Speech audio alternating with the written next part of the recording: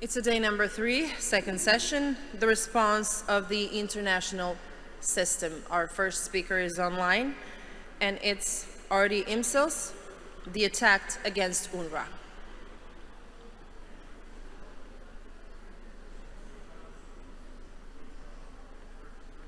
Ardi, do you hear me?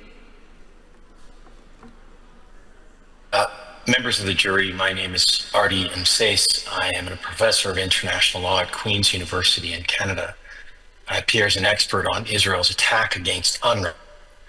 This statement is drawn from my publicly available submissions made before the International Court of Justice on behalf of the State of Palestine on 28 April 2025, much of which was affirmed by the court in its recent advisory opinion of 22 October 2025.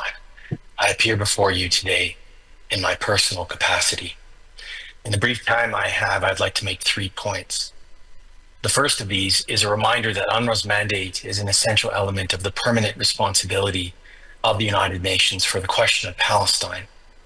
This responsibility originates in the unsuccessful attempt by the General Assembly to partition Palestine without the consent of the Palestinian people in 1947, and of course the ensuing 1948 Nakba.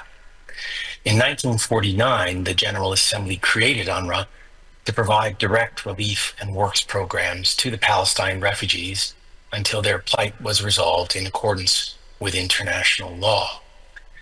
But these rights have never been allowed to be realized. Because of Israel's prolonged violation of the inalienable rights of the Palestinian people, including to return and to self-determination, the need for UNRWA is as pressing today, if not more so, than it was in 1949. Operationally, UNRWA has provided generations of Palestinians with education, health, relief, and social services, and during emergencies, humanitarian aid in Jordan, Lebanon, Syria, and the occupied Palestinian territory.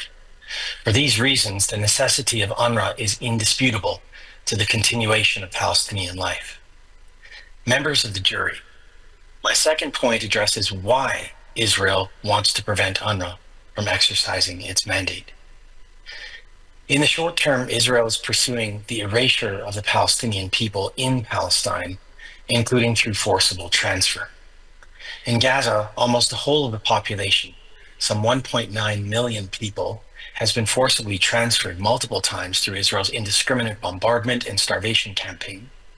Following multiple calls by government ministers to depopulate Gaza and to resettle it with Israelis, on 5 February 2025, the Israeli Minister of Defense, Israel Katz, ordered the preparation of arrangements for what he euphemistically called the voluntary departure of Palestinians.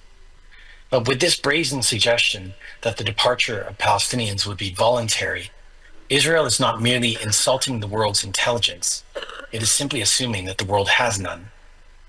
After killing or injuring close to 240,000 Palestinians, after turning Gaza into a moonscape of dust and rubble with well over 70,000 tons or more of bombs, amounting to much more than what was dropped on Dresden, Hamburg, and London combined during World War II, after destroying or damaging over 92% of civilian housing, 88% of schools, 84% of health facilities, 95% of water and sanitation systems, and 92% of roads, use of this Orwellian language by Minister Katz must be seen for what it is, an open call to expel as many surviving Palestinians as possible.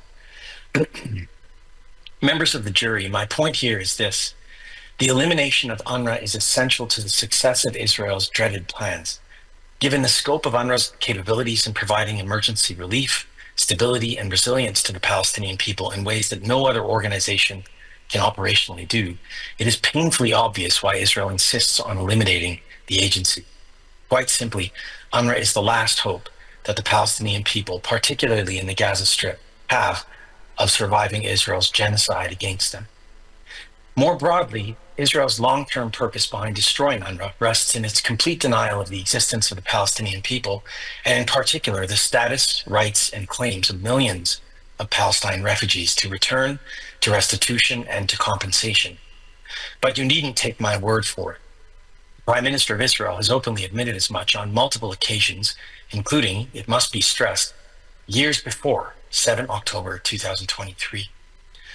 For instance, on 11 June 2017, Prime Minister Netanyahu proclaimed, and I quote, "I regret that UNRWA, to a large degree, by its very existence, perpetuates and does not solve the Palestinian refugee problem. Therefore, the time has come to disband UNRWA," end quote. Similarly, on 7 January 2018, Mr. Netanyahu stated, quote, "UNRWA is an organization that perpetuates the Palestinian refugee problem. It also perpetuates the narrative of the right of return, as it were, in order to eliminate the State of Israel. Therefore, UNRWA needs to pass from the world," end quote. Of course, as members of the jury will no doubt be aware, Palestinian refugee rights are not legally contingent on UNRWA's existence. Nevertheless, according to Israel's strained logic, it is UNRWA, not Israel itself, that is to blame for the continued exile and deprivations of the Palestinian refugees. And to avoid having to answer for this, therefore, Israel simply wants to do away with UNRWA. Members of the jury, I now turn to the third and final issue I wish to address, namely the matter of how Israel has pursued its objective of destroying UNRWA. And in this respect, Israel's approach has been threefold. First, Israel has systematically attacked UNRWA personnel and property. Only since October 2023, well over 300 UNRWA personnel have been killed by Israel in the Gaza Strip alone, with hundreds more wounded, many for life. Numerous others have been abducted from UNRWA premises and tortured. In Gaza, Israel has damaged or destroyed well over 310 UNRWA premises since October 2023. These include schools and healthcare facilities, many converted into shelters in which thousands of Palestinian civilians have been killed or injured.